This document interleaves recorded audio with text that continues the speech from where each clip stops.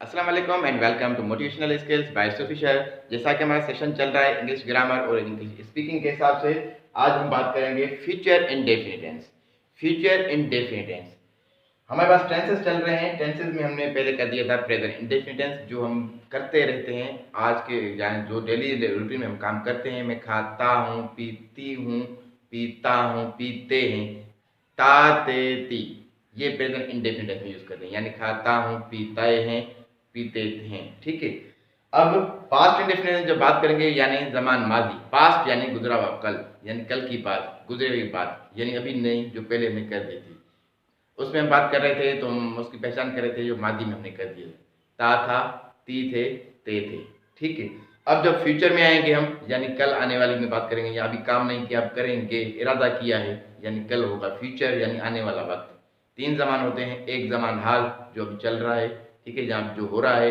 जमान माजी जो हो गया, गुजर गया, कल की बात यानी गुजरने वाली बात। अब जमान मुस्तकबिल यानी आने वाला, फ्यूचर जो आएगा, जो बात हम करेंगे। ठीक है। अब फ्यूचर इंडेफिनिट की पहचान क्या है? इंग्लिश में क्या होगी? हमारे पास सब्जेक्ट होगा, प्लस में विल या शेल, पर अमूमन हमारे पास शेल का कॉन्सेप्ट खत्म हो चुका है, सिर्फ और सिर्फ विल ही यूज करते हैं। Plus form of the verb होगी, वर्ब की फर्स्ट फॉर्म यूज करेंगे, प्लस में ऑब्जेक्ट होगा। ठीक है। ये हो जाएगा इंग्लिश में। और उर्दू में गा गे गी, गा गे गी कहीं भी जुमले में आ जाए तो आप समझ जाए कि ये फ्यूचर इंडेफिनिट है। मैं आऊंगा, आ गया गा। मैं आऊंगी, आ गई गी। हम आएंगे, आ गया गे। वो जाएंगे, गे आ गया। वो खाएंगे, मैं खाऊंगा, मैं खाऊंगी, वो खाएगी। ठीक है। वो देखेगी, वो बोलेगी, वो खाएगा, जो भी यानी गा गे गी आ जाएगा, यानी फ्यूचर इंडेफिनिट टेंस से आप पूछेंगे। अब मैं उससे बात करूंगा, मैं सब्जेक्ट आ गया, कौन? मैं, आई यूज कर दे। अब प्लस क्या कर रहा है? विल। आई के साथ हमेशा आई और वी के साथ शल यूज होता है। ठीक है। मगर अभी जो एडवांस ग्रामर चल रही है या इंटरनेशनल लैंग्वेज में जो बात कर रहे हैं, तो ये शल का कॉन्सेप्ट खत्म कर दिया है। सिर्फ और सिर्फ कह रहे हैं सबके साथ जो है विल यूज करें, सबके साथ विल यूज करें। अगर आप लोग आई और वी के साथ विल यूज करेंगे, यानी मैं जरूर जाऊंगा। ठीक है। आई, मैं बोलूंगा, मैं आपसे बोलूंगा, आई विल टॉक, टॉक। अब ये आ गया first form of the verb, ये आ गई वर्ब की, ये विल आ गई। ठीक है। टॉक टू यू, मैं आपसे बात करूंगा, I will talk to you. ये भी ठीक है, मैं आपसे जरूर बात करूंगा, I will talk to you, या I shall talk to you. ठीक है। अब मैं कह रहा हूं कि आप फिलहाल आप शल और विल को चक्कर को खत्म कर दें, सिर्फ और सिर्फ विल ही यूज कर दें, ये सेंटेंस भी सही रहेगा। ये बेसिक ग्रामर में तो आ रहा है, यानी जो हम पहले पढ़ते थे उसमें शल और विल का कॉन्सेप्ट दिया जा रहा था, आई और वी के साथ शल बताया जा रहा था। मगर आगे चल के जब हम बात कर रहे हैं तो हम सिर्फ और सिर्फ विल ही यूज कर रहे हैं। आगे जो बुक्स बता रहे हैं हमें, सिर्फ कह रहे हैं विल यूज करें तो बेहतर रहेगा, क्योंकि जब बात करेंगे तो आपको शल और विल में कंफ्यूजन हो जाएगी। तो आपको सिंपल ये रहेगा, I will talk to you. ठीक है। मैं आपसे जरूर बात करूंगा, विल आई। अब इसको क्या करना होगा? सिंपल, ये एक ऐसा टेंस है, फ्यूचर इंडेफिनिट सिंपल है, इसमें कुछ भी यानी एडिशनल नहीं है। ये सिर्फ आपको विल दे दिया। अब इसी विल को आप बाहर निकाल देंगे, will I talk to you, क्या मैं आपसे बात करूंगा, करूंगा, ये आ गया। ठीक है। I will not talk to you, मैं आपसे बात नहीं करूंगा, I will not talk to you, मैं आपसे बात नहीं करूंगा। ठीक है। ये सिंपल हो गया, ये सिंपल चीजें हैं। आई है, ठीक है। आई के साथ वैसे शल लगता है, मगर अभी आप लोग ये स्पीकिंग के दौरान आप विल यूज कर सकते हैं, कोई इशू नहीं रहेगा स्पीकिंग दौरान, वरना आपका ये सेंटेंस राइट रहेगा। मगर अगर आप लोग जरूर यहाँ पर आप जरूर जब माना निकालेंगे तो आप लोग कर सकते हैं, या ये कर दें, he will, he will eat an apple, वो एक सेब खाएगा, ये आ गया, वो एक सेब खाएगा। क्या वो एक सेब खाएगा? अब इस विल को बाहर निकाल देंगे, will he eat an Apple? सवालिया, क्या वो एक सेब खाएगा? ठीक है, वो एक सेब नहीं खाएगा, he will not eat, he will not eat an apple.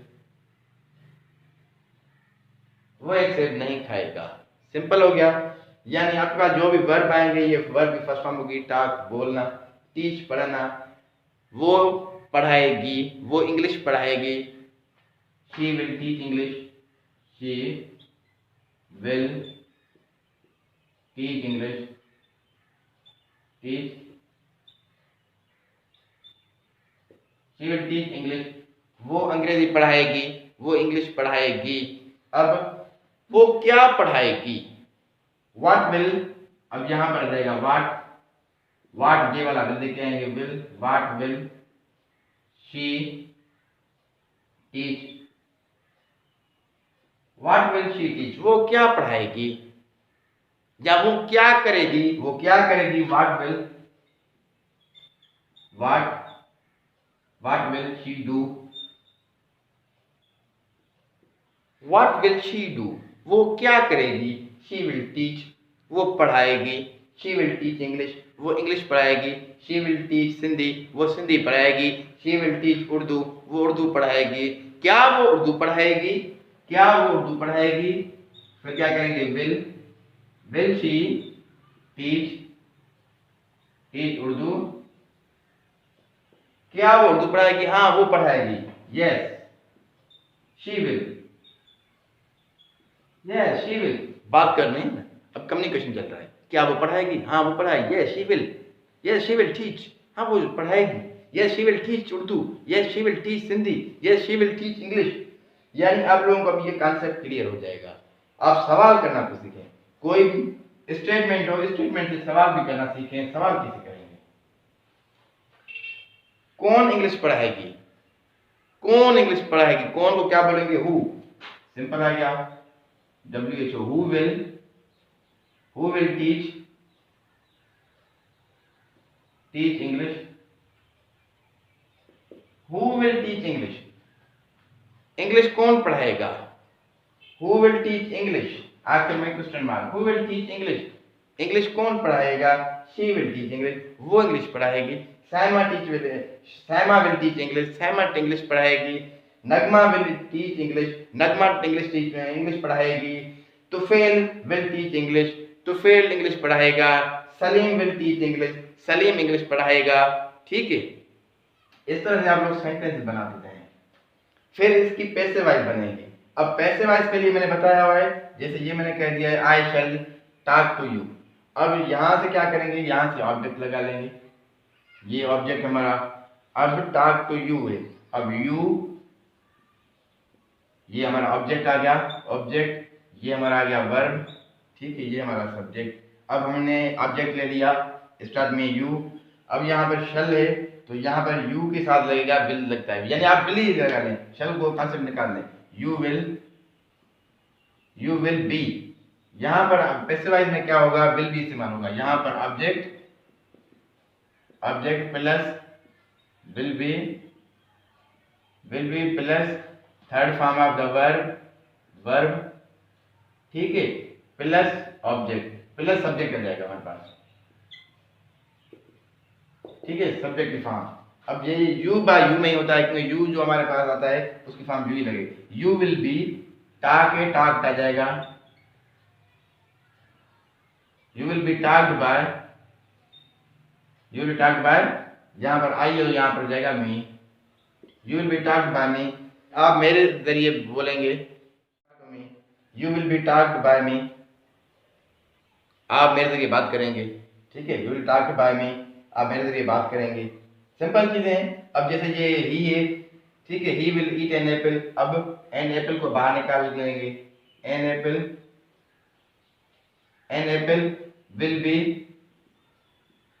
Will be eat का third form eat, ate, eaten, will be eaten by me, by him है, बाय ही का आ जाएगा हिम, ठीक है। An apple will be eaten by him, एक सेब उसके जरिए खाया जाएगा। ठीक है, एक एप्पल उसके जरिए खाया जाएगा, एक सेब उसके जरिए खाया जाएगा। An apple will be eaten by him, an apple will be eaten by him. Will an apple be eaten by him, क्या एक सेब उसके जरिए खाया जाएगा। ठीक है, इस तरह से आप लोग प्रैक्टिस करें। उम्मीद कर रहा हूँ आप लोग प्रैक्टिस जरूर करें। इन चीज़ों की प्रैक्टिस चाहिए, प्रैक्टिस करेंगे आपका फ़ायदा रहेगा, वरना मेरा लेक्चर किसी काम का नहीं। मुख्तलिफ वर्ड्स लेके आए, मुख्तलिफ सेंटेंस लेके आए, उनकी इस तरह से इंट्रोगेटिव बनाए, नेगेटिव बनाए, पैसे वाइज बनाए, सवाल बनाए।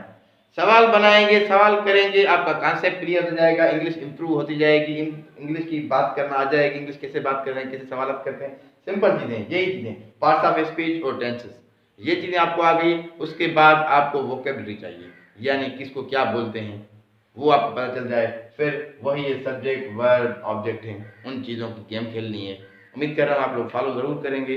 अगर आप लोगों को इस लेक्चर में कोई टॉपिक में से कोई क्वेश्चन है तो कमेंट में आप ज़रूर पूछ सकते हैं, कमेंट में हमारी रहनुमाई कर सकते हैं। अगर आप लोग हमारे page motivational skills bye Sophie share पर नए हैं तो इसे सब्सक्राइब कर लें ताकि आने वाली अपडेट्स आप तक पहुँचते रहे। Thanks for watching, remember us in your prayers.